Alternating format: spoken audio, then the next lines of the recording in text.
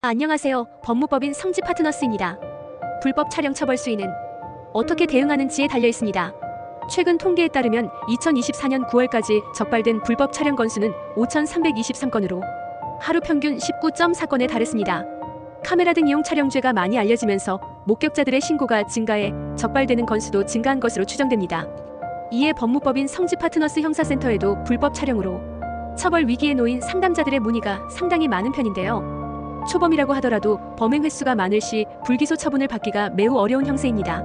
하지만 반성하고 재범의 우려가 없는 피의자라면 정상 참작을 받을 수 있도록 변호사의 조력을 받는 것이 좋은데요. 이번 글에서는 불법 촬영 처벌 수위에 대해서 자세히 알아보며 어떠한 경우에 검찰, 법원의 선처를 받을 수 있는지에 대해서 조언 드리겠습니다. 카메라 등 이용 촬영죄 처벌 수위.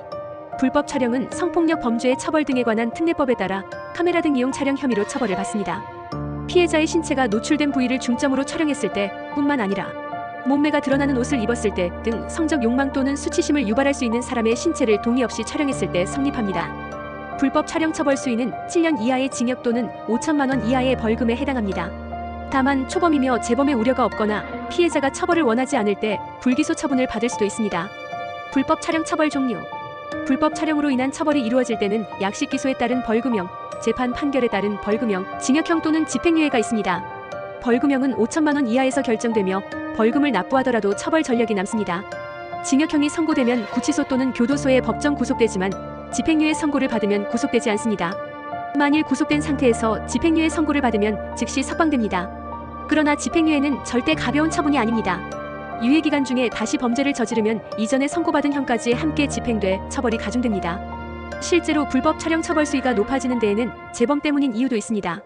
또한 집행유예를 받으면 전과 기록이 남으며 취업 제한 등의 조치로 사회생활에 제약이 따르는 경우도 있습니다.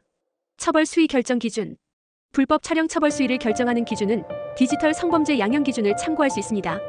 카메라 등 이용 촬영죄의 경우 범행 수법이 매우 불량할 때, 비난할 만한 범행 동기가 있을 때, 불특정 또는 다수의 피해자를 대상을 한 때, 상당한 기간에 걸쳐 반복적으로 범행한 때, 피해자에게 심각한 피해를 야기한 때 형량이 가중됩니다. 예를 들어 범행을 한 번만 했어도 성관계 장면이나 나체인 때 촬영을 했다면 피해자에게 심각한 피해를 야기했다고 보아 법원은 초범임에도 불구하고 집행유예를 선고한 바 있습니다. 지하철 등에서 100회 이상 촬영한 때에는 피해자들로부터 용서를 받지 못했으며 불특정 다수의 피해자를 대상으로 반복적으로 범행했다고 보아 벌금 500만 원을 선고했습니다. 다만 가중 요인이 있다면 감경 요인도 있기 때문에 불법 촬영 처벌 수위가 결정되는 데에는 피해자의 대응도 중요하다고 한 것입니다. 불법 촬영 대응 전략. 카메라 등 이용 촬영 혐의로 경찰 조사를 받게 됐다면 3단계 대응 전략을 잘 세워야 합니다. 1단계는 범죄 수위를 가늠해보는 것입니다. 피해자와 합의할 가능성이 있는지, 불법 촬영물은 몇 건 저장돼 있는지 등에 따라 대응 전략이 달라지는데요. 이때 촬영물을 삭제하거나 핸드폰을 바꾸는 등의 행위는 하지 않아야 합니다. 증거인멸은 가중처벌을 초래합니다. 특히 요즘은 목격자들도 피해자를 촬영한 경우가 많고 곳곳에 CCTV가 설치돼 있어 경찰이 확보할 수 있는 증거가 많다는 점을 간과해서는 안 됩니다. 2단계는 피해자로부터 처벌불원 의사를 확인하는 것입니다. 피해자가 처벌을 원하지 않는다는 의사를 밝힐 시 정상 참작을 받은 경우가 상당히 많습니다. 다만 피해자가 직접적으로 피해자에게 접촉하는 것은 위험한 행동입니다. 형사 전문 변호사를 통해 피해 보상금, 합의 내용 등을 정하는 것이 안전합니다. 3단계는 경찰 조사에서 혐의를 인정하는 것입니다.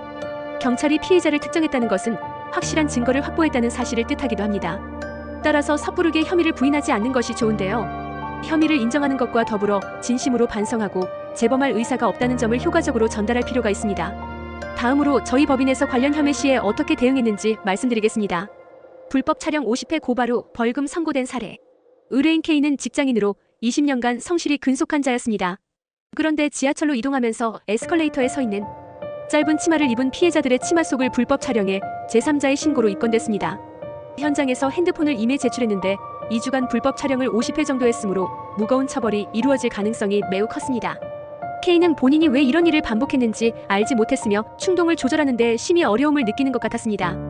본인에게 기회가 있다면 정신과 치료를 받으며 고치고 싶다는 의지도 확실했는데요. 이에 담당 변호인은 K가 치료를 받으며 다시 성실한 사회 구성원으로 돌아갈 수 있는 기회를 가질 수 있도록 조력하고자 했습니다. 피해자들이 불특정했으므로 합의를 하기는 어려웠으나 검찰의 정상 참작을 받을 수 있는 요인들을 적극 주장했습니다. 그 결과 약식 기소로 벌금 500만 원이 선고됐습니다. 불법 촬영 처벌 수위를 결정할 때 이미 일어난 일은 어쩔 수 없으나 미래의 일은 여러분의 대응 방법에 달려 있습니다. 특히 경찰 조사 시에 모든 혐의를 인정하는 것에 심히 두려움을 느끼는 분들이 많은데요. 형사 전문 변호사와 함께 경찰 조사, 검찰 조사에 대응한다면 확실한 성과를 볼 수 있을 것입니다. 인터넷에서 처벌 수위를 더 알아보신 분들은 아시겠지만 천차만별입니다.